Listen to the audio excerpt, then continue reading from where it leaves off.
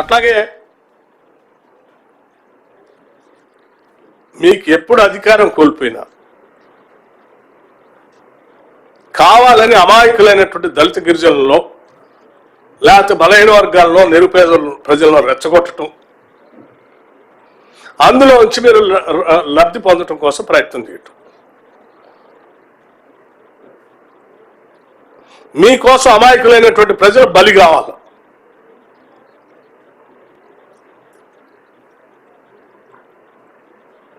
ఆ రోజుల్లో తెలంగాణ ఉద్యమం జరిగేటప్పుడు కూడా అమాయకులైనటువంటి పేద బడుగు బలహీన వర్గాలకు సంబంధించిన చదువుకునేటువంటి విద్యార్థుల్ని రెచ్చగొట్టి వాళ్ళు ప్రాణాలు కోల్పోయేటట్టుగా చేశారు. మీరు మాత్రం ఎవరికేం కావాలా మీకు ఇవాళ మళ్ళీ మీకు ఉద్యోగం అయ్యే వారికి మళ్ళీ వచ్చి జనాలను రెచ్చగొట్టే కార్యక్రమం చేసి ఈ విధమైన దుర్మార్గ కార్యకలాపాలు చేస్తూ ఉన్నారు. ఏదంటే ఈ ప్రభుత్వాన్ని ప్రజలు తిరస్కరించట్లే. ఇక్కడ మీకు చాలా స్పష్టంగా మీ కార్యకర్తే ప్రజలు కోరుకుంటున్నారు అభివృద్ధిని, ఉద్యోగాలు కావాలని కోరుకుంటున్నారు, పరిశ్రమలు రావాలని కోరుకుంటున్నారు.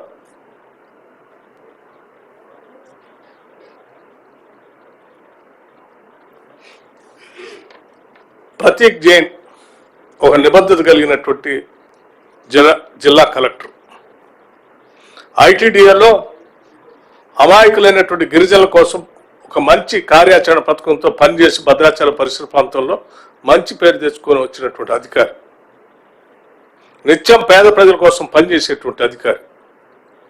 ఆయన్ని ప్రజలతో మాట్లాడాలా లేకపోతే భూసేకరణ సంబంధించిన దానిపైన చర్చ జరపాలంటే ప్రజల పక్షాన్ని నేను ఉన్నానని వచ్చాడు.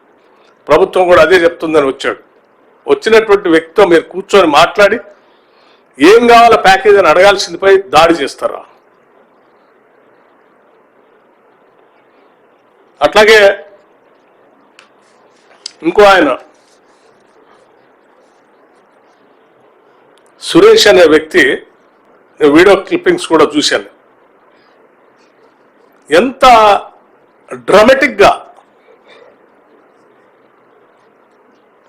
కలెక్టర్ దగ్గరికి వచ్చి మాట్లాడి ప్రజల పక్షాన మాట్లాడుతున్నట్టుగా తీసుకుపోయి ఈ రకమైన దాడి చేసి కంటిన్యూస్గా అతను ఫోన్లు మీ అధికారులతో మీ నాయకత్వంతో మాట్లాడుతూ వాళ్ళు ఇచ్చిన డైరెక్షన్ ప్రకారం అక్కడ చేసిన కార్యక్రమం చేస్తూ ఉన్నారు.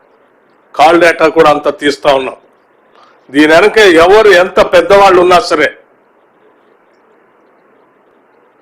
ప్రభుత్వ యంత్రాంగం పనిచేసే కార్యకలాపాలు అడ్డుకొని భౌతిక దాడులు చేయడం కోసం ప్రయత్నం చేస్తూ ఉంటే ఎంత పెద్దవాళ్ళైనా ఉపేక్షించేది లేదు. ఎవరినైనా చట్ట ప్రకారం శిక్షిస్తాం. ఈ రాష్ట్రంలో చట్టబద్ధమైనటువంటి పాలన అందిస్తాం. అట్లాగే ప్రజాస్వామ్యయుతంగా స్వేచ్ఛగా భావాలను వ్యక్తపరచడానికి కావలసిన వ్యవస్థను కూడా ఏర్పాటు చేస్తాం. మీరు భయపెట్టి దాడులు చేసి ఎవరు మాట్లాడకుండా చేయాలని చేస్తే ఊరుకునే ప్రసక్తి ఉండదని చాలా స్పష్టంగా చెప్పడం కోసమే నేను ఈరోజు మీ మధ్యకు వచ్చాను. మిత్రులు, మీరు కూడా మనం ఈరోజు ఈ రాష్ట్రం అభివృద్ధి చెందాలని, బాగా వెనకబడి ఉందని, ఇక్కడ ఉన్న వనరులు ఆస్తులు అన్నీ ఎవరో దోపిడి గురవుతున్నాయని, ఆ దోపిడి గురి కాకుండా ఇక్కడ ఉన్నటువంటి వనరులన్నీ ఉపయోగించుకొని ఈ ప్రాంత వ్యవసాయంతో పాటు పారిశ్రామిక అభివృద్ధితో పాటు ఉద్యోగ అవకాశాలు కల్పించుకోవడం కోసం ప్రత్యేక రాష్ట్రం తెచ్చుకున్న ఈ రాష్ట్రంలో ఇత్యాది కార్యకలాపాలు అనేకం ఇవాళ మొదలుపెట్టాం. పబ్లిక్ సర్వీస్ కమిషన్ ప్రక్షాళన చేశాం. నిరుద్యోగ యువకుల కోసం క్యాలెండర్ ప్రకటించాం.